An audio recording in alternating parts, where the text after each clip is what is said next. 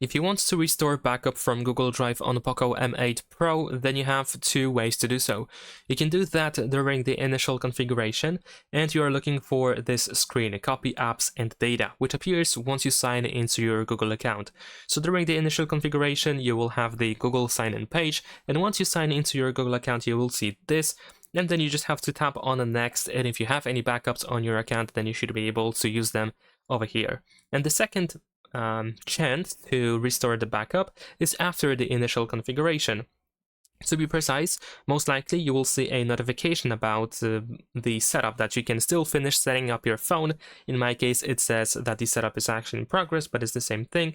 And also, if you go to settings, then here at the top above About Phone, you will also find a prompt asking you to finish setting up the phone, which you can use. And if you do so, then you will go through many different options that are pretty much the same as during the initial configuration. And one of these options is this over here, Copy Apps and Data, where you can restore the backup. And that is pretty much it. Subscribe to my channel.